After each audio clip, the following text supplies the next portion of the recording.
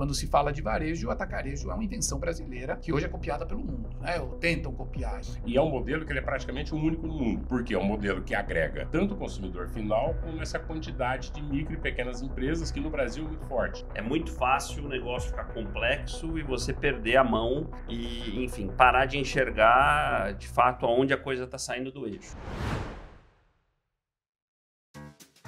Eduardo Terra é fundador da BTR Retail, cofundador da BTR Varese e membro de diversos conselhos de administração. Presidiu a Sociedade Brasileira de Varejo e Consumo nos últimos 10 anos. É sócio da High Partners. Além disso, organizou mais de 50 missões técnicas internacionais de varejo e é autor de diversos livros. Alberto Serrentino é fundador da Varese Retail e cofundador da BTR Varese, membro de conselhos de administração e comitês de diversas empresas. É autor, palestrante internacional, foi apontado como Top Retail Expert pela Rethink Retail e nomeado na lista Global Retail Voices pela NRF. Belmiro Gomes é CEO do Açaí Atacadista desde 2011 e membro do Conselho de Administração desde 2022. Com 35 anos de experiência no setor, foi reconhecido como um dos 10 melhores CEOs do Brasil pela Forbes.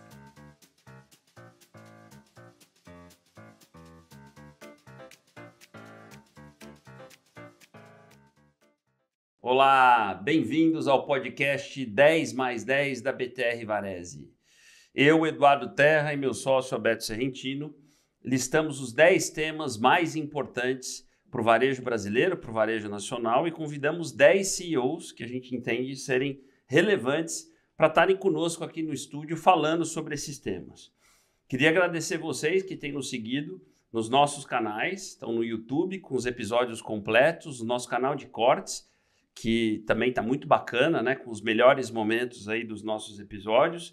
Agradecer os nossos patrocinadores, a AWS, Portobank e Vetex. E não deixem de se inscrever também nas redes sociais, onde a gente tem os bastidores do 10 mais 10, também os cortes, enfim. Então, mais um episódio muito bacana. Cumprimentar aqui o Alberto, que vai fazer as primeiras considerações. É isso, Edu. Prazer, mais um episódio.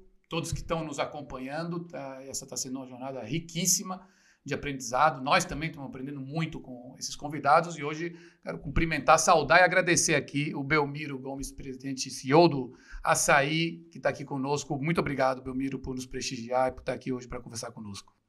Obrigado, eu que agradeço o convite. Em primeiro lugar, parabenizar pelos 10 mais 10, pela parceria. Se está evoluindo para um podcast, para um livro, sinal que a parceria tem evoluído muito bem. Parabenizar pelo tempo de trabalho, agradecer o convite do Eduardo, agradecer o convite do Alberto e todos que estiverem nos assistindo em qualquer uma das plataformas. Muito obrigado. Obrigado. Bom, então, Belmiro, antes da gente entrar no tema específico desse episódio, né, que é modelo operacional, excelência operacional, a gente quer te explorar um pouquinho para falar do negócio que você comanda. O Belmiro é mais do que testemunha, né? É um agente ativo da construção desse negócio que hoje se chama atacarejo no Brasil, que revolucionou o panorama do varejo alimentar.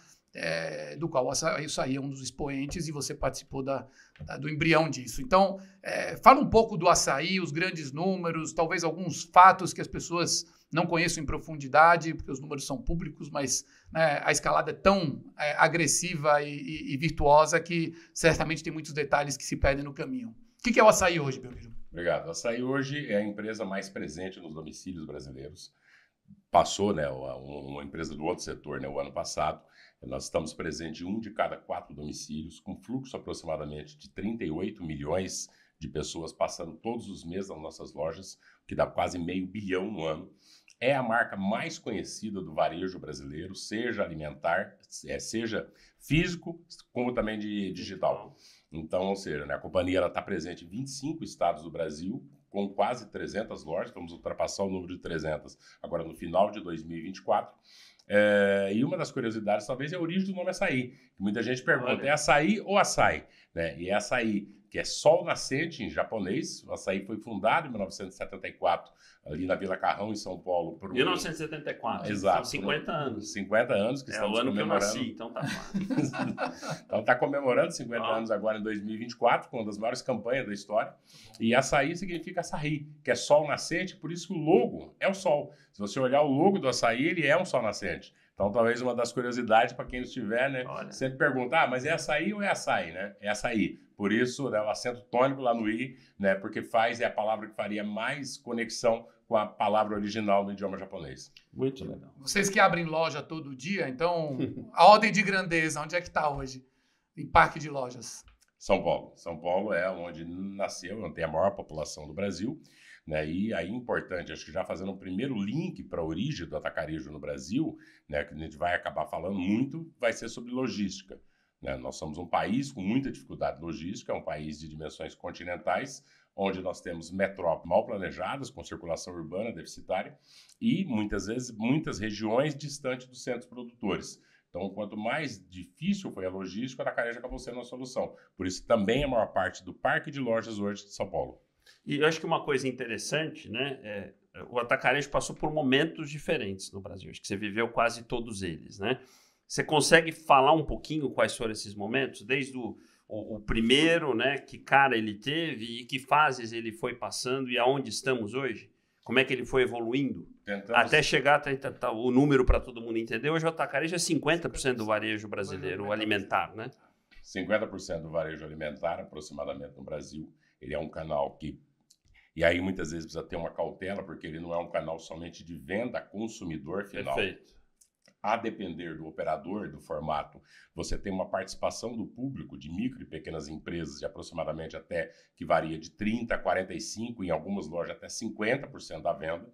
E é um modelo que ele é praticamente o único no mundo, porque é um modelo que agrega tanto o consumidor final, como essa quantidade de micro e pequenas empresas, que no Brasil é muito forte. Um dos eventos que acabou causando, acho que a força da micro e pequena empresa no Brasil, ela vem com a adoção do Simples. Sim. Porque talvez mais difícil do que a carga tributária que nós temos é a obrigação acessória. O Simples é a complexidade. Ele causa uma coisa que nós chamamos, o Simples, ele causa a síndrome de Peter Pan. Porque a pessoa tem medo de crescer, porque ele é o regime da morte súbita. Um pequeno empresário, dono do mercado, enquanto ele está no Simples, um contador cobra um salário mínimo para fazer a contabilidade. Se ele for para o RPA, que é o regime de apuração normal, primeiro que você não consegue escritório para fazer isso. E o custo ficaria praticamente inviável. E o grande empregador no Brasil, e a maior parte do comércio, ele é de micro e pequenas empresas. Então, o Simples foi um dos fatores que fez esse impulso também do atacarejo, uma vez que ele sobrevive. E aí, por que no Brasil é diferente, por exemplo, de outro país de dimensões continentais como os Estados Unidos? Bem, se nós estivermos em Nova York, você pode ir na 4ª Avenida, na 5ª Avenida, na 6ª Avenida, que você vai ver carreta de 6 eixos fazendo entrega. Ninguém imagina uma carreta de 6 eixos na Alameda Santos.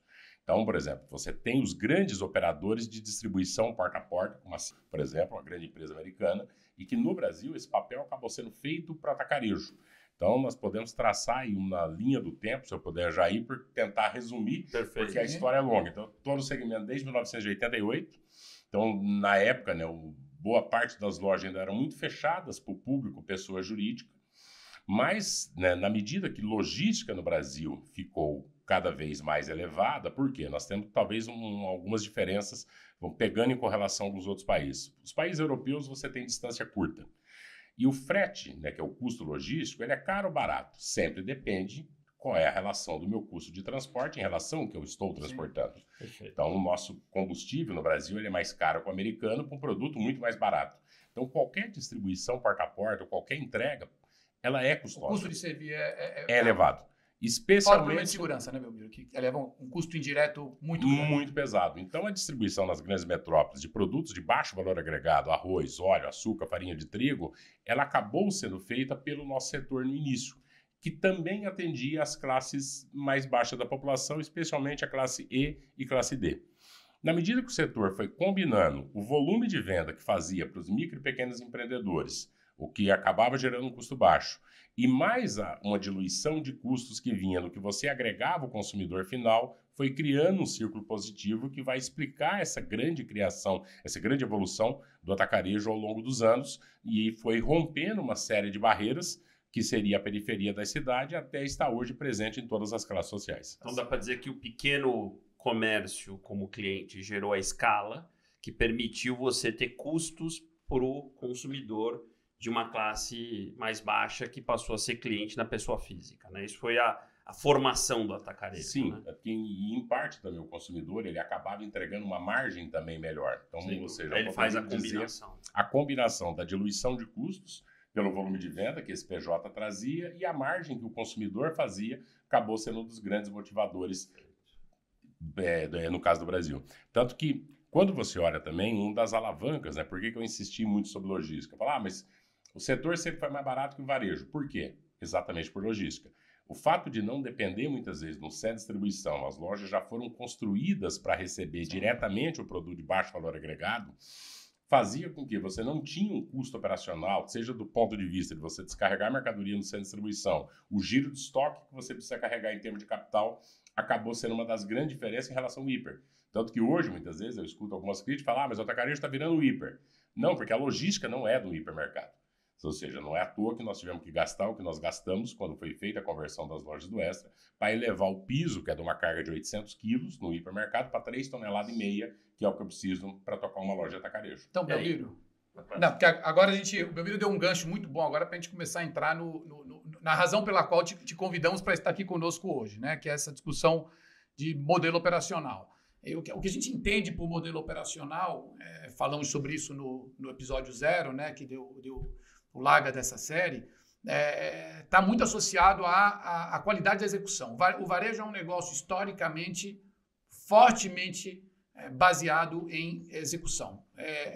E muitas empresas de varejo se fizeram com grandes casos de sucesso, sem serem muito inovadoras, mas sendo excelentes executoras, porque é um negócio intensivo em gente, né? Muita gente lidando com muita gente, com muita dispersão de bases operacionais, o que torna o desafio de consistência muito grande. Então, quando a gente fala de modelo operacional, o nosso entendimento é a excelência na execução, a consistência, a padronização e principalmente a capacidade de crescer e ganhar escala sem perder qualidade na forma de entregar valor para o cliente, né? Então, o Belmiro, você já estava aqui, né, começando a antecipar muito daquilo que o atacarejo fez. A gente tem muito orgulho disso. Eu e o Edu estudamos o varejo brasileiro há décadas, né? E assim, o Brasil sempre teve um complexo de inferioridade de ser um país copiador de tudo. Quando se fala de varejo, o atacarejo é uma invenção brasileira que hoje é copiada pelo mundo, né? Ou tentam copiar. E, assim, e de fato houve aí uma combinação de fatores que fizeram esse negócio crescer tanto e dominar o varejo alimentar, mas a base disso está no modelo operacional. Então, explica um pouco, né? Porque historicamente um supermercado roda com perto de 20% de despesa operacional de loja, o hipermercado rodava com 15%, o atacarejo entrou com essa lógica de um dígito de despesa revertido em benefício para o cliente, mas não é só isso, né? Então, como é que se construiu, né, e quais foram os pilares para ter esse modelo tão virtuoso e escalável que dominou o varejo brasileiro? Bem, acho que a primeira base, né, fundamental, o pilar, é logística. Que isso sempre foi, talvez, subestimado ou pouco enxergue. Porque, normalmente, quando você olha o modelo operacional, você olha da base da loja dali para frente. Só que, na antecedência de chegar o produto em loja, todas as companhias de varejo, supermercado e hipermercado, precisava ter um centro de distribuição. E muitas vezes, mas o fornecedor pagava esse centro de distribuição. Mas pagava com o próprio dinheiro e acabava voltando para o custo. Alguém tinha que pagar essa conta. A primeira grande diferença, ela é logística, especialmente no produto de baixo valor agregado. Ao você ter uma loja com grande capacidade de estocagem, que possa receber uma carreta de arroz diretamente, dali um comerciante buscar, ele acaba sendo uma vantagem que permite. E esse volume, né, tanto que boa parte da despesa menor, quando você compara contra o mercado, o supermercado, não é tanto que você opera em valor nominal mais baixo uma loja de 6 mil metros quadrados em relação a um hipermercado de 6 mil metros. É que você gera um volume de venda pelo esse comerciante, que você gera uma diluição de custo. Na outra ponta, vamos de novo olhar agora para o público pessoa jurídica. Por que ele compra numa loja de atacarejo? Realmente é o que ele gostaria? Provavelmente ele gostaria de comprar na porta, a prazo e talvez sem nota. Mas mesmo assim, por termos de dificuldade logística, ele vem numa loja de atacarejo e transporta com o veículo dele. E aí tem uma outra conta nessa equação. Quando você pega um atacado de distribuição ou mesmo a distribuição da indústria e eu preciso entregar para esse comerciante, eu preciso ter um veículo regularizado, motorista, horário, agendamento e tudo. Quando ele vem buscar, é ele mesmo que vem com o carro de passeio da família dele. É a mesma Tucson, é o mesmo carro que ele vai no cinema no final de semana. Então, o frete que para uma empresa custa muitas vezes 7%, 8% ou 10% para fazer a distribuição, para ele fala, não, me custou 2 litros de gasolina, custa meio. Então, você fechou, né? Tanto que o primeiro segredo, provavelmente, seja o público pessoa jurídica. Da hora que você conseguiu gerar esse volume, sendo uma distribuição eficaz, tanto para a indústria, que não conseguia fazer a distribuição porta a porta, e seja para esse comerciante, que ele fala, olha, eu tenho um lugar onde eu compro o que eu preciso, na quantidade que eu preciso, sem empatar capital de giro e por um custo que seja atraente. Ele preferia receber na porta, às vezes recebia, mas não no custo que ele encontra no atacarejo. Então, você já cria o volume de venda. Com isso, no que você cria esse volume de venda, você começa a ampliar também para vender agora para o consumidor final. Óbvio que nós estamos falando de um processo evolutivo. Muitas vezes, algumas medidas elas são implementadas de tempo em tempo, que se tivesse sido colocado antes, teria dado errado. Então, uma analogia que eu gosto de usar é a história do comprimido. Você está com uma infecção grave, você precisa ir no médico, ele te dá uma caixa de antibiótico, 24 comprimidos para tomar de 8 em 8 horas. Toma os 24 de uma vez. Então, você mata o paciente. Mata o paciente. Então, ou seja, você não deu o intervalo da dose. É um amadurecimento do formato, né? É um amadurecimento do formato que teve e também uma conquista, educação do próprio cliente. Clientes que rejeitavam e aí você passa cada vez mais melhorar, colocar lojas melhores, colocar um pouco mais de serviço. Então, há muitas críticas, talvez a gente vai abordar um pouco sobre isso, sobre a questão operacional. Sobre o atacarejo está se aproximando do que era o hiper, isso não é verdadeiro. Tanto que, por exemplo, no caso do açaí, nós divulgamos agora, né, a nossa linha de SG&A pré-IFRS, há 10 anos ela está estável exatamente no mesmo percentual. Olha só, essa informação é importante. Então, há 10 anos ela está estável. Pré-IFRS. Mesmo com ampliação de sortimento. Mesmo com ampliação de sortimento. O que você tem de fato de aumento? O valor do aluguel. Porque aí sim, o custo imobiliário ele não está ligado à tua venda. Que hoje o aluguel está abaixo do EBITDA. Né? O aluguel, na visão pré-IFRS, sim. Sim, porque da hora que você coloca a loja em regiões mais centrais, e nós, nas nossas metrópoles no Brasil, nós não temos a disponibilidade, por exemplo, do consumidor americano, que tem grandes veículos, com custo de combustível barato, para ir numa loja na periferia fazer grande abastecimento.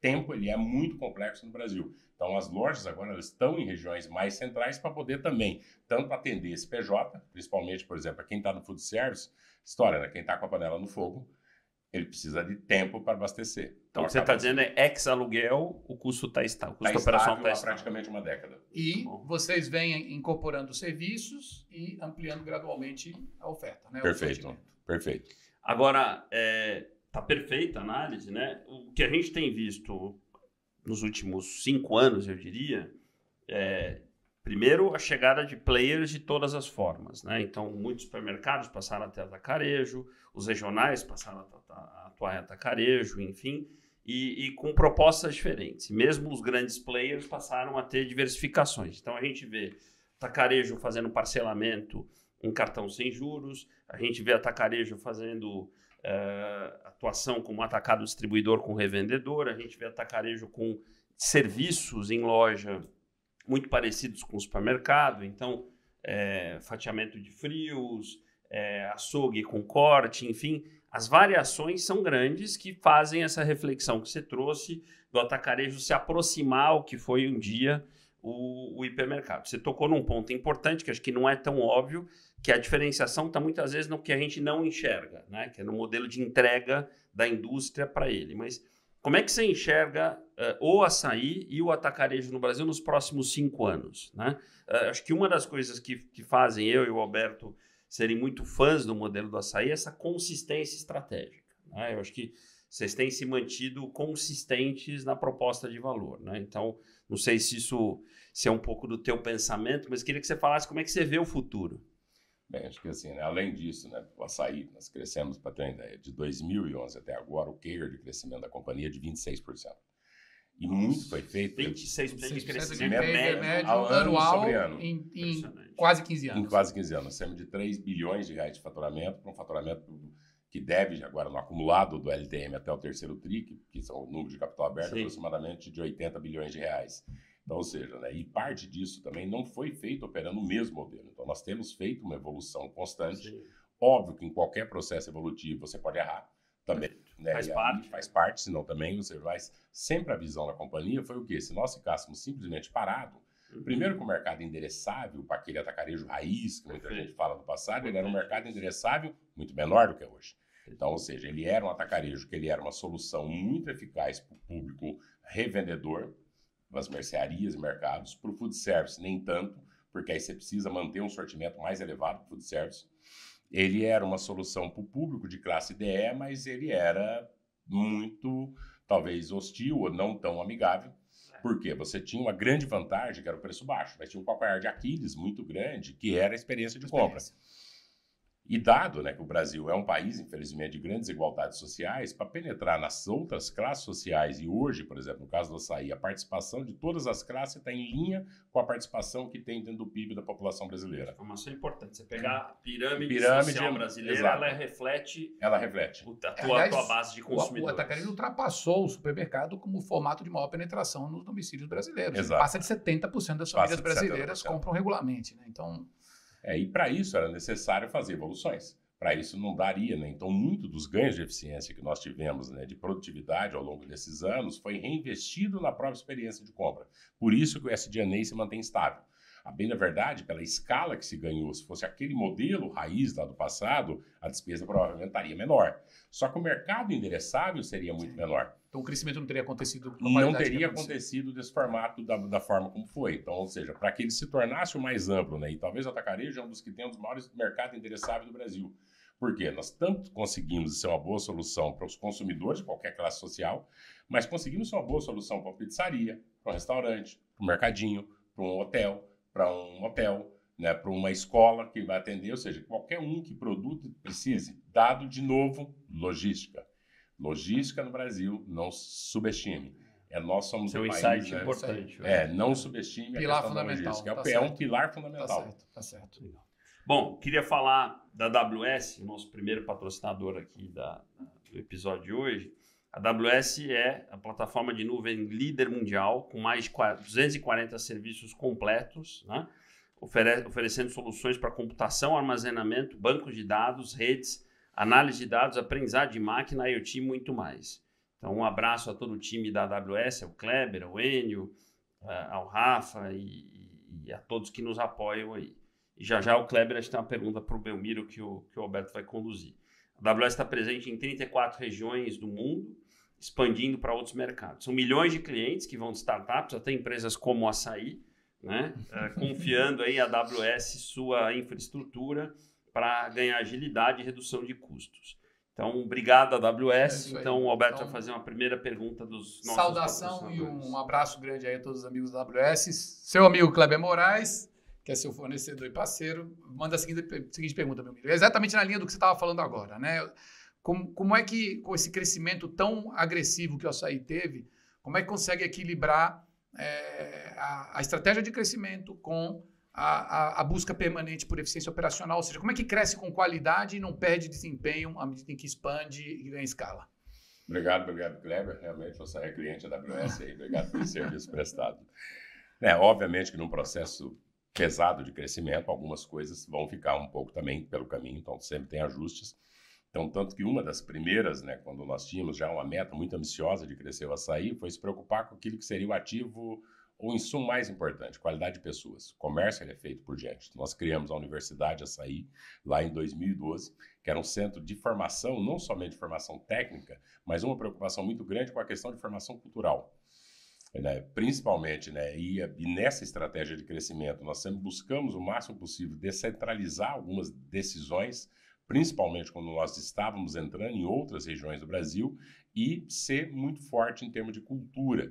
Porque o que faz a diferença entre o Açaí, para o Atacadão, para outro, vai ser a cultura. Porque falar assim, são as pessoas. Não, mas se nós falássemos, as pessoas não estariam sendo arrogantes de achar que nossas pessoas seriam melhores que as outras pessoas. Mas a atitude, a cultura, ela é o ativo intangível que, de fato, ele faz a diferença, não somente, aí eu tenho convicção disso, não somente no nosso setor. Uma busca permanente de evolução, uma crítica muito forte sobre nós mesmos, e ouvir muito a base. Uma das primeiras frase que eu tenho assim, não acredito no primeiro tudo bem. E isso gosto de ouvir muito time de base de loja. Por exemplo, a operadora de caixa ela vai ter uma visão muito melhor do que muitas vezes o gerente da loja.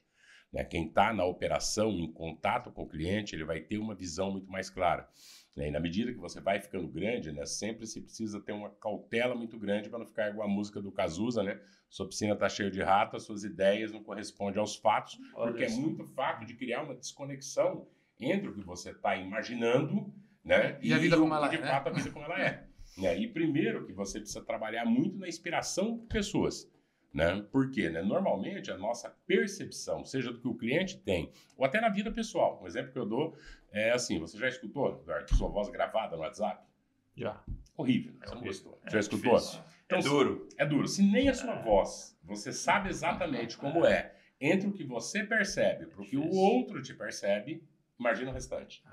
Então, sempre o exercício para poder tentar calibrar entre a visão que você tem de si mesmo, seja você como profissional, seja na vida familiar, isso vale também para a companhia, entre o que o outro está percebendo, acredite, sempre ela vai ter uma desconexão. Genial. Parabéns. Muito bom. A reflexão como líder das melhores que eu já ouvi e mostra a tua consciência, porque o meu ponto, eu acho que é o que a gente fala, que muita gente tem chamado de mentalidade do fundador, enfim, os nomes variam, né? É muito fácil o negócio ficar complexo e você perder a mão e, enfim, parar de enxergar, de fato, aonde a coisa está saindo do eixo, né? Até porque, na medida que cresce, né, você vai criando os níveis hierárquicos, né? As pessoas tendem, né, o orgulho, muitas vezes, as vaidades, né, as disputas entre áreas, elas vão cegar, né, para disputar internamente do que externamente. Então, sempre o que a gente faz é um convite à reflexão para estar ouvindo na ponta, para estar ouvindo o que está, né? Eu já tive uma situação que eu cheguei numa loja que estava para inaugurar e tinha uma senhora que trabalhava numa terceirizada de limpeza, ela já tinha vindo de outra loja, né? E aí eu peguei e falei, quanto tempo você está trabalhando? 6 anos. O que você pode ensinar para gente? O que você tem que falar? Olhou isso também, sem brincadeira. Dali nós saímos com 5 mudanças de processo. Olha que interessante. Ela enxergava coisas que o time não enxergava. Nós estávamos fazendo a detetização no mesmo período que era o dia de maior envio de mercadoria, ainda porque nós temos alguns produtos que passam... Olha o modelo operacional. É isso aí, modelo operacional. Ou seja, então havia uma percepção que muitas vezes o próprio time não conseguia enxergar. Né? Agora, então, Belmiro, você falou na passagem aí que 2 aspectos fundamentais desse crescimento consistente foram descentralização e regionalização. Traduz isso um pouco mais, né, no modelo operacional. Como é que vocês estão regionalizando a atuação do açaí? Brasil, especialmente o setor alimentar, se a gente olha, você percebe que ele é um mercado que tem alguns paradoxos. Se você olhar, né, o histórico de grandes companhias internacionais no Brasil, não é um histórico tanto de sucesso, sem colocar nomes, mas tem várias companhias aqui ao longo dos anos, sempre foi muito regional. Então, isso foi algo que sempre me entregou muito, né? E você busca quais são as características. Então, você tem uma questão tributária, que nós sabemos que nossos impostos, principalmente os indiretos, eles são muito complexos e criam uma realidade para cada país, cultural, nível de renda. Mas você tem também, de novo, uma questão logística que cria uma série de barreiras, o que faz com que, por exemplo, muitas vezes pergunta, marca própria no Brasil, por que nunca deu muito certo? De novo, vamos cair na logística. Se você homologa um fornecedor aqui em São Paulo para produzir um produto com baixo custo, da hora que eu levar esse produto para a Bahia, perdeu competitividade. E isso favorece com que você tenha uma série de indústrias regionais. Então, por exemplo, sem talvez citar nome, você vai ter uma indústria no estado de produto de limpeza que fatura 2, 3 bilhões de reais e que muita gente aqui nem sabe o nome. Nós tivemos um tempo atrás, agora no Top of Mind, foi interessante, porque muitas marcas que foram premiadas e contempladas, a equipe nossa de São Paulo... Não conhece. Eu não conheço, nunca ouvi falar. Marcas regionais. Marcas regionais. Então, não dá para você, com a cabeça de São Paulo, imaginar se você vai conseguir arbitrar que é produto que vem de Manaus. E aí, o que aconteceu no Brasil? As grandes indústrias, para combater as indústrias regionais, mesmo as grandes multinacionais, regionalizaram a sua administração. Deram muita autonomia. O que faz com que, muitas vezes, por exemplo, um diretor de uma indústria multinacional que está em determinada região do Brasil, ele olha o cliente, o local, como cliente dele e a companhia nacional como cliente de São Paulo. E as melhores condições, muitas vezes, não vão para quem tem escala, porque tem mais proximidade. Então, ou seja, né? E isso cria uma dificuldade, porque, quando você está numa grande companhia, o melhor é você padronizar tudo e seguir implantando modelos. Então, se alguém pergunta, né, estou usando os Estados Unidos como referência por causa da dimensão. Tem isso em outros países? Tem, mas o fio condutor talvez ele seja maior do que o que tem aqui no Brasil. Quando você vai para a Europa, normalmente os países são de curta distância geográfica. Então, o custo logístico entre você sair do ponto A da Espanha ao ponto Z da Espanha jamais vai acrescer o mesmo do ponto A ao ponto Z do Brasil. Então, isso cria uma série de ondas de reverberação que precisa você ajustar. E uma delas é o quê? Não tem condição, do ponto de vista de comunicação, mesmo negociação de São Paulo, de tal que acontece na Bahia, no Maranhão, em Belém, em Manaus. Então, para isso é necessário você criar, né, o que não é simples muitas vezes, porque é o poder compartilhado, e sempre quem está lá da outra ponta, né, acha que está com menos do que deveria, e quem está aqui acha que está concedendo mais do que deve, mas foi uma das estratégias ao longo do caminho. Sem isso, jamais nós teríamos tido condição de ter uma atuação a nível nacional, estar presente em 25 estados e ter sucesso nos 25 estados do Brasil. Não, e a regionalidade, a gente tem viajado por muitos países, né? Uma coisa que eu sempre digo é o seguinte, se você for para qualquer um dos 50 estados americanos e eu te jogar num subúrbio americano sem te dizer qual é difícil você entender aonde você está, porque os subúrbios americanos são muito padronizados. Os centros de cidade, às vezes, têm suas diferenças, né? Você pegar as cidades que são mais conhecidas nos Estados Unidos, elas têm características específicas, mas os subúrbios, que é onde está o varejo, são muito iguais. Isso facilita um varejo em escala. O Brasil não é assim, né? Se eu te jogar em qualquer um dos 27 estados, você provavelmente vai saber onde você está, né? Você vai pegar algumas referências culturais, opa, estou no Nordeste, estou no Norte, estou no Sul, estou no Sudeste, o que torna, de fato, uma escala nacional um pouco mais difícil, né, em termos de produto. Né? E se permitir. Claro. O fato de ser um país de muita desigualdade, todo mundo talvez subestime o quanto isso vai impactar no negócio. Por exemplo, é até óbvio quando a gente fala do estado do Nordeste para São Paulo que você tem diferença. Mas dentro do próprio São Paulo, muitas vezes, o Brasil é um país que em 1, 2, 3 quilômetros de distância, nas grandes capitais, você vai ter população com IDH, com nível de renda próximo a Lisboa e a Luanda coexistindo. Então, ou seja, não é o mesmo sortimento, não é o mesmo produto que vai ser comprado, a participação é muito diferente, porque quando você olha ainda, fala, bem, está óbvio, concordo totalmente. Provavelmente, como eu já bati todos os estados do Brasil, se me soltar, vou saber onde eu estou. Então é óbvio, a pessoa imaginar, entrando, por exemplo, no Espírito Santo, foi o nosso último estado, foram cadastrados 2.000 SKUs, única e especificamente para vender no Espírito Santo. 2.000. 2.000, de 10. E alguns produtos com 70% de share na região. E que nem estava no cadastro do açaí. Agora, quando você olha também aqui dentro de, por exemplo, São Paulo, Rio de Janeiro, você vai ter muitas vezes a 5 a 10 quilômetros de distância uma variação tão grande.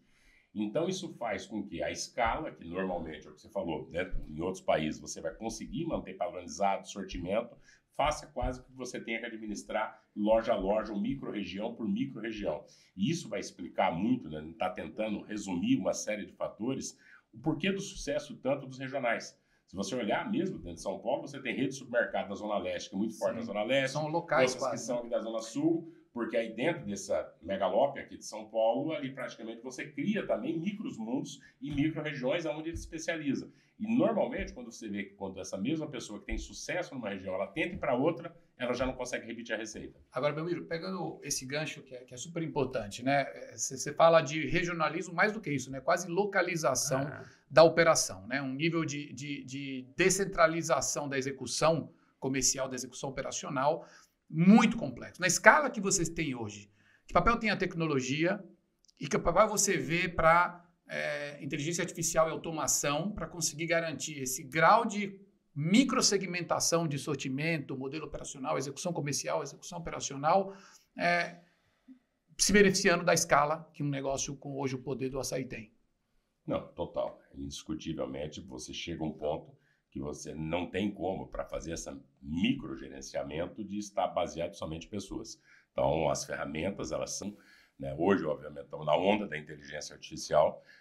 Precisa ter um pouco de cautela, porque muito ainda são algoritmos, né? Agora está no bingo do momento, né? Quer dizer, quem não tiver, né? E é muito boa para geração de texto, mas para algumas análises ainda os algoritmos funcionam melhores do que as ferramentas. De aí, obviamente, não sabemos qual vai ser essa curva na medida que tem investimentos muito fortes feito em inteligência artificial, mas ele acaba sendo muito vital nesse sentido. Muito bom. Bom, queria falar agora da VTEX. Primeiro, um abraço para Rafa Rezende, CEO, presidente da VTEX Brasil. Obrigado pelo apoio, Rafa, Isa, todo o time de marketing da VTEX. A VTEX é a plataforma de Composable Commerce completa e que vem revolucionando a forma com que marcas e varejistas se conectam aos seus clientes, com uma série de funcionalidades pré-integradas e de comércios avançados e uma extensa de rede de parceiros. Parceiros da VTEX também são super relevantes aí nesse ecossistema. Eles vêm possibilitando empresas oferecer experiências de compra únicas e personalizadas aos seus clientes na digitalização. Tudo em uma única plataforma. Está presente em 43 países, né? Então uma internacionalização aí muito bacana, listada na NISE aí, né? A VTEX, e contando com a confiança de 2.600 clientes globais, incluindo aí Carrefour, Colgate, Motorola, Sony, Stanley e Black & Decker. Então, um super obrigado à VTEX. E a Rafa tem uma pergunta para o Belmiro também. É isso aí. Então, um abraço grande aí a todos os nossos amigos da VTEX. A Rafa Rezende, a CEO da VTEX Brasil, Belmiro, ela pergunta, acho que dá um bom gancho de algo que você pincelou, que como é que vocês estão olhando a diferenciação do açaí indo além do preço, né? Então, quais são as alavancas hoje que vocês estão perseguindo para conseguir distinguir o açaí e continuar crescendo com qualidade, e como é que isso depois se conecta à eficiência operacional, estrutura de capital e capacidade de execução? Bem, boa pergunta. Obrigado, Rafa. Bem, preço, ele é a primeira, obviamente, apelo que o setor faz. Aí, pós-preço, você começa a olhar, na medida que nós entramos para localizações melhores, iluminações melhores, treinamento operacional, sortimento, qualidade, ambientação, há sempre uma cautela para você não subir custo, mas nós buscamos diferenciar em si a escolha do cliente. Tanto que esse ano, né, o açaí ele esteve, né, na exame na Melhores e Maiores, como uma das melhores empresas de varejo, o que há 10 anos atrás, para qualquer um de nós, se alguém falasse que um atacarejo estaria nessa posição, ou se falasse que a marca mais conhecida do Brasil do comércio seria um atacarejo, seria impossível. Então, óbvio que não é somente preço. Há uma série de iniciativas que estão sendo feitas do ponto de vista de fidelização do cliente, né, e apoio, especialmente no relacionado a atendimento e complementariedade de compra. Tanto que a questão dos serviços mesmo, colocar o açougue, colocar o fatiamento, foi para fechar um pouco desse circuito de desejo do cliente de conseguir todo o abastecimento num único lugar. Sem mexer no custo operacional. Sem mexer no... Na realidade, assim, o ganho de eficiência, venda, né? Toda vez que você tem um ganho de eficiência, nós reinvestimos na própria experiência de compra. Toda vez nós investimos. Tanto que isso é que foi possível você sair praticamente do modelo. Tem uma na apresentação do site de RI nosso, está lá à disposição, o que era uma foto de uma loja em 2011 e o que é uma foto de uma loja hoje, qual era o custo e qual é o custo hoje. É quase como se fosse bichos totalmente diferentes operando no mesmo... Lá é o raiz. Lá o que seria... Com custo operacional ex-aluguel. É exato. E a mesma o quanto hoje. Então ali fica muito... Isso é importante. Vocês têm investido os ganhos de eficiência em serviços melhorar. Mas então, assim, o Unit Economics da loja está preservado, né? Então, assim, as lojas se mantêm com despesa média de 1 dígito e a escala e a produtividade viabilizam que ela consiga entregar mais para o cliente. Exato. E eu acho que vocês anunciaram recentemente, né, uma série de iniciativas de sortimento que para mim é parte dessa linha de diferenciação, vendas de pneus, né, vendas de alguns itens não alimentares. Inclusive, queria que você falasse dessa novidade que vocês anunciaram, que é o in-out, né? Fala um pouquinho, acho que parte da diferenciação também é o que você oferece para o cliente que está naquela jornada de abastecimento e que de repente tem uma série de oportunidades que ele não imaginaria encontrar e que às vezes compra e que para ele passa a ser um diferencial, né? Eu acho que aí nós somos hoje a empresa com o maior fluxo de loja física no Brasil. Então, são aproximadamente, como eu falei no início, 38 milhões de pessoas. Então, o caso, por exemplo, desses dois casos que você ilustrou, o caso do pneu, isso mostra também que você tem oportunidade que aí, como qualquer comerciante, se o cliente está lá, você vai tentar vender. Uhum. Óbvio, alguém vai falar, mas você pode estar tentando se aproximar do hiper. Não, o objetivo de alguns desses itens não são ter uma série, uma variedade, um número grande de SKUs e uma obrigatoriedade de sortimento regular. Mas sim, nós acreditamos que com esses 38 milhões de pessoas, e espero chegar em 40 milhões em um curto espaço de tempo, você sempre vai ter espaço para vender um item de oportunidade. Né? A partir de 2025, esse projeto ele ganha um pouco mais de corpo. Tem algumas outras novidades também que ainda, infelizmente, é capital aberto, eu não posso revelar, né? Buscando aumentar o share of wallet para esse cliente, porque muitas vezes as barreiras estão mais na nossa cabeça do que na cabeça do cliente. Então, o exemplo do pneu foi um desse, nós chegamos hoje a mais de 4% do mercado brasileiro no que seria de pneu, que era um setor que não se imaginaria. Sem ser um player especializado. Sem ser um player especializado. Então, ou seja, o cliente, de fato, ele está disposto. Se for uma boa proposta, né? E aí sim, a inspiração ela vem muito do que a Costco faz nos Estados Unidos. Você olhar também, eles seguiram um caminho, né, das classes sociais mais baixas. Hoje é o maior vendedor de Rolex, diamante, né, em barra de ouro. Nós vamos querer vender esses itens, mas para dar uma analogia do que é possível se vender. Então, nós temos usado muito também a tecnologia como aliada para olhar isso, com todas as cautelas que tem. Né? Acho que vou contar até uma história que pode ser um pouco polêmica, né? Mas como eu vim da área de tecnologia, como eu falei, eu comecei nesse setor como programador em COBOL, programei em Assembly. Né? Na década de 90, 95, né, começou o Banco de Dados Relacional, que é o SQL. Quem for... Aquilo era na 8ª maravilha do mundo, que você não precisava mais de tabelas de dados procedurais para você extrair informação.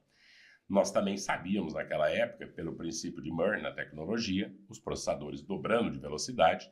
No futuro não muito distante, havia uma certeza absoluta. Isso acabaria com qualquer serviço administrativo, se a gente lembrar. Por quê? Porque funções em contabilidade, escritório, elas não seriam necessárias, porque tudo seria automatizado até o ano 2000, 2010. Né? E eu acreditava piamente nisso. E aí eu li um livro na época, uma sátira às corporações, que o autor falava o seguinte, né? As pessoas estão preocupadas que a tecnologia vão tirar, e ele falava, para se contrapor eu tenho o princípio da conservação da preguiça, enrolação e dispersão. E da capacidade infinita de nós humanos de arrumar tarefas desnecessárias.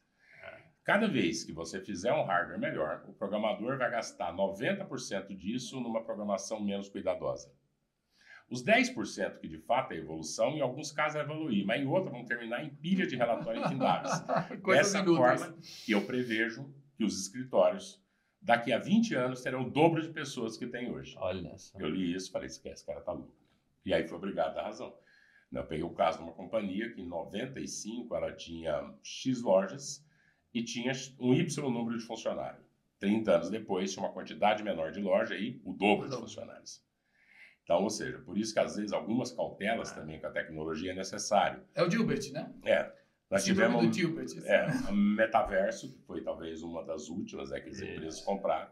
Então, acho que nós temos uma promessa grande agora com inteligência artificial, né, que tem que olhar, mas com todas as cautelas de quem há muito tempo passou por essas previsões, né, que se tornavam, né, 2010, NRF, Nova York, era o fim das lojas físicas. Então, ou seja, tudo viraria e-commerce. Teve um período que eu brincava que se eu fizesse uma reunião com o time de limpeza, eu ia se perguntar de quando eu fecharia as lojas para colocar tudo e-commerce. E hoje a loja física potente, forte. E hoje a loja física, por quê? Porque foi estendido uma verdade que para o item de baixo valor agregado, porque é mais fácil você entregar um iPhone do que um alface. Então, ou seja, se você vai comprar uma caixinha de som da JBL que custa R$100 e pesa 500 gramas e te cobra R$5 para entregar, você paga. 1 quilo de açúcar custa 5. Se alguém cobrar 5, você não aceita pagar. Então, a noção, né, além da complexidade do produto perecível. Então, por isso, às vezes, as cautelas nas verdades absolutas que a gente escuta, né, e muitas vezes muda totalmente o caminho. Né? E para quem está assistindo a gente é cliente do Açaí, o in-out vão ser produtos que vão aparecer por oportunidade. Exato. De não alimentos. De não alimentos. Vai ter casos também, muitas vezes, de lote, que pode ser de produto alimentar. Perfeito. Mas oportunidades. Especialmente, oportunidade. Tem uma vez, aproveita, se perder, você não vai ter outra chance. Muito bom. Muito bom. Queria falar agora da Porto Bank. Né? A Porto Bank é a empresa que consolida os produtos e soluções financeiras do Grupo Porto. O cartão Porto Bank foi o primeiro a zerar o IOF para todas as compras internacionais realizadas com os cartões de crédito. Eu e o Alberto aqui, clientes assíduos, recorrentes do cartão, quando fazemos nossas viagens internacionais, né? O objetivo é beneficiar os clientes com economia significativa em suas compras fora do Brasil, sejam online ou em lojas físicas. Também oferece outros benefícios como TAG Porto Bank, sem mensalidade, programa de relacionamento da Porto Plus, desconto no seguro alto e combustível Shell Box, entre outras coisas. Então, além disso, a Porto Bank é líder em fiança locatícia, consórcio de imóvel, entre outros produtos como financiamento. Então, super obrigado ao Marcos Loução, CEO da Porto Bank, a todo o time do Grupo Porto. E o Loução tem uma pergunta também para o Belmiro. Braço aí, Loução, cara, que Arruda e o time da Porto. Então, Loção é o CEO do Porto Bank. Obviamente, a pergunta vai para pagamento e serviços financeiros, né? Então, que papel você atribui hoje aos meios de pagamento no crescimento do Assaí? E se vocês segmentam soluções de crédito e serviços financeiros para os vários públicos que o Assaí atende, né? O pequeno comerciante, o transformador e o consumidor final. Obrigado. Um abraço, time da Porto, sou cliente também na pessoa física. Acho que nós ainda temos uma oportunidade muito grande, né? O meio de pagamento, né, para um setor de baixo custo, ele é uma das maiores despesas em intermediação, né? E aí, por exemplo, uma analogia que eu fiz um tempo atrás, assim, nós comparamos, o que seria mais caro? Você transportar, na época, dinheiro com um carro forte, que você precisa de um veículo blindado, com 4 pessoas armadas, ou trafegar no débito. Uhum. O carro forte é mais barato. É mais barato. É mais barato, não deveria, né? Mas é mais Olha barato só. do que o débito, né? Então, ou seja, né, as taxas de Do intermediação... que o MDR de uma transação. Do que o MDR de uma transação que não é crédito que estaria sujeita à inadimplência. Ou seja, simplesmente uma transação de débito, para ter uma ideia, o carro forte... Isso é pré-Pix, né? Isso era 40% mais barato. Isso antes do Pix. Isso né? antes do Pix. Mas, então, ou seja, isso mostra o quanto que as taxas do Brasil, elas sempre foram muito altas. muito elevadas, porque você não imaginaria que um veículo a diesel, blindado, né, quase um tanque de guerra, poderia ser mais barato, ou seja, menos custoso do que uma taxa de intermediação. Dito isso, hoje nós temos uma oferta muito boa para o público pessoa física, que é o cartão para sair. Não é um setor atacarejo de apelo, até pelos bens duráveis serem de baixa participação. Então, algumas categorias nós vendemos em 4 vezes, mas a maioria é à vista, mas nós temos uma oportunidade muito grande em cima do cliente pessoa jurídica. Né? Então, dado que o Assaí estava até 2020 como subsidiário do GPA, ainda havia um contrato que nos limitava um pouco na oferta, mas a gente vê que tem uma grande oportunidade de exploração em cima dessa quantidade de micro e pequenos comerciantes. Nós temos hoje aproximadamente 500 mil de micro e pequenas empresas que são clientes distintos, que compram frequentemente no Assaí, e é um público, ele é muito frequentemente, acho que tanto ignorado pela nossa parte, mas também pelo sistema bancário. Né? Se alguém tiver, né, quem aí já teve uma empresa, tenta abrir uma conta no banco, não é crédito. É difícil. Tenta abrir uma conta no banco. Toda a facilidade que você tem para pessoa física, para abrir uma conta digital, para pessoa jurídica, ela é extremamente inversamente proporcional. Acho que tem um mercado aí da nossa parte, tem alguns projetos que a partir de 2025 eles começam a ganhar um pouco mais de corpo, porque nós acreditamos que tem muita oportunidade em cima do cliente pessoa jurídica. E quando você consegue, o limite que você se estabelece de crédito é mínimo, né? E não resolve a sua vida, né? Exato. Que aí também está muito ligado ao simples. O fato também de você ainda ter, né, e principalmente no food service, ainda tem uma massa, muitas vezes, de informalidade. Né? Você não consegue ter uma visão clara do movimento para dar o potencial crédito que esse cliente tem. Primeiro, aproveitando que você falou do simples, vocês devem estar fazendo algumas análises nessa direção. Como é que vocês têm visto a potencial reforma tributária que está chegando e eventuais impactos no atacarejo brasileiro?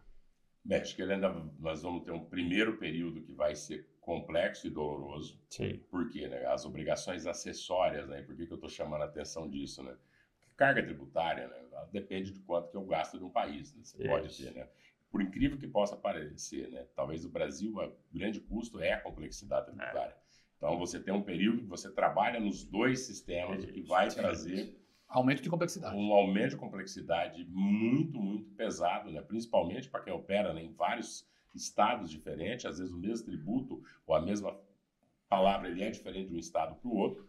Nossa visão, né, pelo menos do que está mantido, né, obviamente no Brasil, né, até o passado é incerto, quanto mais a certeza do futuro, né, é para ter uma diminuição de diferença de competitividade, digamos assim, para questões fiscais personalizadas, né, que nós temos, né? Mas acho que nós vamos ter um caminho ainda bem tortuoso, né, enquanto tiver esses dois tributos. Como a medida vale para todos, ele não afeta, né, os fundamentos do setor, né? Então mantém a competitividade que o atacarejo tem hoje. Que a tese central de simplificação, ela é de longo prazo, né? Pós-transição, né?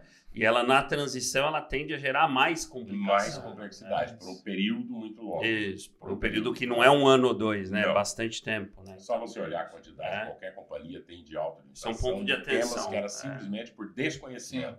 Saber qual a alíquota, saber o produto sujeito à substituição tributária, antecipação tributária, margem de lucro presumido, diferimento, né? Os tributaristas vão ter muito trabalho. Vão ter muito trabalho. Agora, muito trabalho. Falando um pouquinho de indicadores, né? O modelo operacional está muito associado ao que se mede, o que se controla, o que se gerencia, né? Então, o que hoje vocês olham para avaliar saúde econômica, saúde financeira, saúde operacional do negócio e que novos indicadores vocês estão incorporando na evolução do modelo, no amadurecimento do negócio? Você tem aí uma lista gigantesca de indicadores, obviamente também precisa tomar um pouco cuidado, né? O excesso de indicadores na história de novo do comprimido, ele pode ser um grande problema, mas obviamente venda, mesmas lojas, EBITDA, né? Despesa, quebra, tem algumas coisas, variação eterna, né? Eu falo pessoal, faz 40 anos nós estamos falando sobre esse tema e quem tiver daqui a 40 anos vai estar falando do mesmo jeito. Há uma preocupação especial hoje com o nível de dívida, alavancagem, né, dada a taxa de juros que nós estamos vivenciando hoje no Brasil.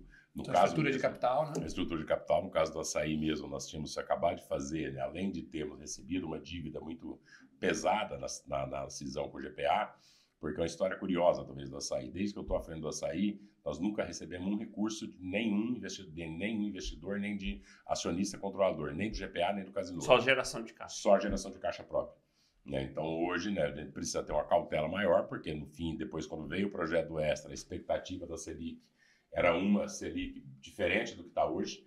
Né? Então, isso gerou uma pressão de alavancagem, mas a companhia ela é uma grande geradora de caixa. Né? O fato de trabalhar com supply de forma positiva e ser um negócio muito disciplinado, do ponto de vista, faz com que o nosso EBITDA pré-IFRS, que é de fato o que gera caixa, ele seja extremamente estável. Então, isso gera uma previsibilidade muito grande. Né? Esse tema ganhou relevância, né, dentro dos indicadores da companhia. Né? E você tem a NPS, medição de cliente. Recentemente, a gente tem tido uma dificuldade, acho que nós, o varejo como um todo, que é na questão de mão de obra. Então, o turnover ele tem aumentado na medida que a taxa de desemprego ela começa. Sim, o mercado de trabalho aquecido. Né? O mercado de trabalho aquecido, então isso gera uma dificuldade adicional também.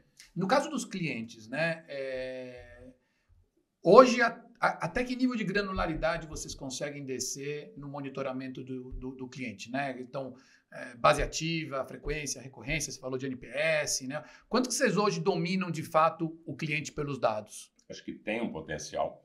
Ainda nós temos o app do açaí, mas ainda nós temos uma barreira que é o cliente, pessoa jurídica informal. Que ele não quer compartilhar os dados. Ele não quer compartilhar os dados e se você tentar passar muitas vezes essa barreira, você pode perder o cliente. Sim. Então, obviamente, é desconfortável. Às vezes, eu não quero, por exemplo, eu quero saber se eu estou atendendo o cliente pela primeira vez ou pela 1000ª vez. Mas no atacarejo existe um limite nessa barreira, que é o que está ali empreendendo, que muitas vezes ele vai passar com o consumidor final. Nós temos uma série de campanhas, seja a campanha mesmo de aniversário que está nesse ano, que está rodando, nós alugamos um navio inteiro do MSC, você vai de 5.000 pessoas, 3.000 clientes, agora em fevereiro. Né? Quem tiver aí puder, por uma loja sair até novembro, participe da campanha. Uma campanha que está ativa. Está ativa ainda, está ativa ainda e você pode ser um dos sorteados. Olha. Onde você consegue, mas há um limite do que você consegue olhar para os dados para esse. E há também sempre uma cautela também com os dados, especialmente com 40% do público pessoa jurídica. Por quê? Né? Todo mundo, você quer o dado para quê? Bem, você quer o dado para você oferecer para o cliente. Muitas vezes também, quando você olha para alguns programas, você oferece para o cliente, vendendo mais barato, o que ele já ia te comprar no preço normal. Né? Então, ou seja, existe uma cautela um pouco da nossa parte nesse sentido. Conseguimos fazer muitas medições do ponto de vista de comportamento e análise, mas acho que nós temos ainda uma jornada pela frente aí nisso. Muito bom. A gente está quase indo para a reta final aqui do episódio. O Alberto já vai fazer a pergunta que fecha. Eu vou te fazer uma última pergunta que eu estou curioso aqui para te ouvir. Queria antes fazer mais um convite para que todos nos sigam nas nossas plataformas. Então, dê aquele like se vocês estão gostando do episódio aqui no YouTube, né? Ativem o nosso sininho para que vocês sejam lembrados nos próximos episódios. Lembrem-se do nosso canal de cortes também no YouTube. Nas principais redes sociais, nos sigam, que a gente tem os bastidores aqui do 10+10, os cortes. Não deixem de nos seguir.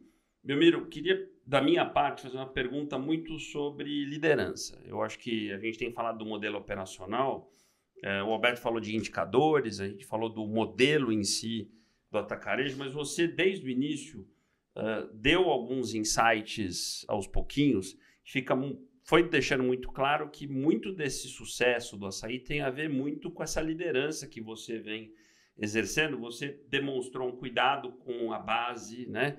de olhar ali o detalhe do que está acontecendo no chão da loja, um olhar para a cultura. Eu queria que você traduzisse um pouco o que é esse seu modelo de liderança, como é que você cuida.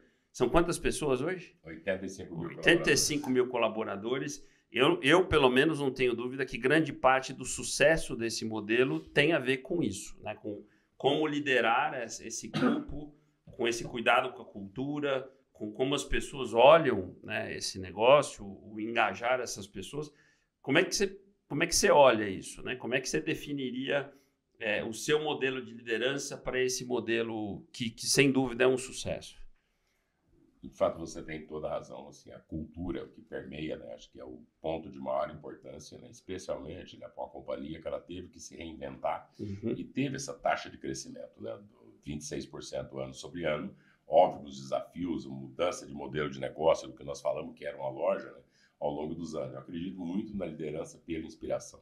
Um antigo superior meu, ele falava muito, né, que a empresa é feita de pessoas e de exemplos. Né? E quando eu falei daquela questão da autopercepção, porque o exemplo ele grava mais até do que você fala. Sim. Então, bem, na verdade, você vai conversar, o que você vai falar, a pessoa vai ouvir. A forma e as suas atitudes para ouvir, elas vão contar muito. Então, a liderança por inspiração, por inclusão, né? E especialmente, né, o trabalho do ponto de vista, né, de não ter níveis hierárquicos, ou seja, quando eu vou em loja, eu mostro junto com os colaboradores, eu incentivo todos a fazerem, para mostrar que, de fato, todos os papéis dentro de uma companhia são importantes. Você tem níveis diferentes, porque isso é necessário dentro de uma estrutura e que isso seja de forma aspiracional, mas a inclusão, principalmente, a liderança por inspiração, a paciência para transmitir conhecimento, né, a persistência também para convencer do que em relação à ordem, porque, né, principalmente, eu não sei em outros países tanto, né, mas pior do que a pessoa que concorda é ele fazer com boa vontade, né? A vontade e boa vontade está muito sujeito. Uma frase que eu falo sempre véspera de inauguração é que algumas coisas eu falo, né, daria para nós escrevermos, mas outras, por exemplo, trate o cliente como você gostaria de ser tratado. Trate o teu subordinado como você gostaria de ser tratado. Ou seja, trate os equipamentos da empresa como se fosse o da sua casa. Eu falo claramente, eu vim aqui para pedir, porque não tem como eu dar uma ordem, por mais poder como CEO, como presidente da companhia, decidir onde coloco uma loja, onde não coloco uma loja. De fato, né, eu venho aqui para pedir para as pessoas nesse sentido, e aí você vai formando a cultura. Cultura não é algo que se forma no curto prazo. Então, e ele requer sempre cuidado constante para você manter fiéis aos seus princípios. E vocês têm sido, acho que a gente às vezes vê notícia daquilo que dá errado. Eu, pelo menos, associo muito o Açaí um grande caso no Brasil de uma empresa de muito respeito, de muita referência à diversidade, à inclusão. Acho que vocês, pelo menos, querem fazer um testemunho, um exemplo, uma referência do que vocês vêm fazendo. Eu acho que você é um exemplo nisso. Então, eu quero fazer uma referência aqui em público. E até a forma de comunicar sobre isso, porque, por exemplo, a questão de diversidade e inclusão, é mais fácil convencer as pessoas falando, olha, ou seja, independentemente de quem eu quero que seja meu cliente, não é todo mundo. Eu quero que alguém, por questão de gênero, de raça, de orientação sexual, vá comprar um concorrente? Não. Então, peraí, quer dizer, para ser cliente ele serve, para ser funcionário não serve. Perfeito. Então, ou seja, né, de forma simples de você falar, ou seja, a companhia ela tem que estar aberta, nós temos que refletir o que tem de fato dentro da sociedade brasileira. Né? Então, nós temos trabalhado, acho que muito nesse sentido, para conseguir, óbvio que sempre tem uma missão gigantesca, acho que da sociedade como um todo e das companhias, né, para poder estar refletindo dentro da sua estrutura, né, de forma natural e de forma que seja mesmo de fato as pessoas acolhidas e você consiga promover inclusão e diversidade. Muito bom. Sem dúvida, né? Genuíno. Cultura se molda pelo exemplo, pela persistência. É um processo de cima para baixo, né? O exemplo vem de cima, e aí inspira e engaja os que estão embaixo. Como você falou, não tem comando que faça as pessoas se engajarem, né? Ela só se engaja quando ela se sente parte de alguma coisa maior e confia na liderança. Então, muito bom, muito bom. Parabéns, Belmiro. Pergunta final aqui a gente fez isso para falar com líderes, né? Inspirar líderes do varejo brasileiro, com grandes lideranças do varejo brasileiro como você. Então, nessa sua enorme, longa curva de aprendizado aí, se você tivesse que deixar algumas recomendações para quem hoje é um líder de varejo ou aspira a ser um líder de varejo, o que você falaria, né? O que você aprendeu nesses anos de jornada que você pode compartilhar aqui com a nossa audiência? Primeiro que sempre em alguma coisa nós estamos errados, Né? O segundo, né? Olha a sua percepção, né? Você mencionou no livro do Gilbert, porque ali é uma...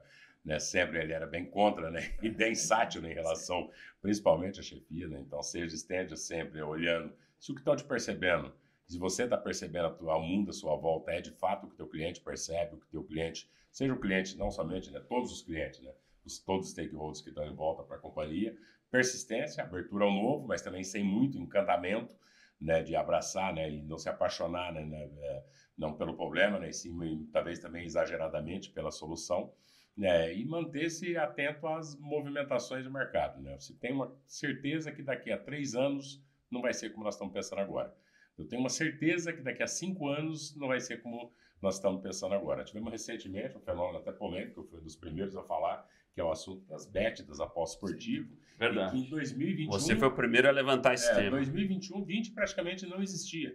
E hoje nós temos algo aí, talvez, que suga da economia, não sei quantos bilhões e bilhões de reais, mas para dar um exemplo de como o futuro não foi como nós estávamos imaginando. Então, estar atento, acho que é obviamente falar o óbvio, né? Mas muitas vezes, né, no fim, né, o que muda na realidade não é a circunstância, é a forma da gente pensar com a solução do passado. Né? Porque as mudanças da circunstância atual elas sempre vão ocorrer. E a forma, muitas vezes, a solução também não é a solução que você tinha no passado. Então, novas soluções constantemente precisam ser aplicadas. Muito bom. Então, Belmiro Gomes, CEO da Açaí, obrigado por estar aqui conosco, conversa incrível, né? Obrigado, privilégio, obrigado por estar com a gente aqui no 10+10. Obrigado mais uma vez, parabéns, agradeço a todo mundo, quem teve paciência, principalmente, de ficar até o final, desculpa se eu me estendi um pouco nas respostas, né? Eu brinco, meu primeiro emprego foi muito bom, me deram um carro para trabalhar e 20% de comissão, sorveteiro. Se eu não aprendesse a vender, né, eu falar bastante. Ia se comunicar. Ia se comunicar. Muito obrigado. Gente, nos vemos em breve no nosso próximo episódio do 10+10.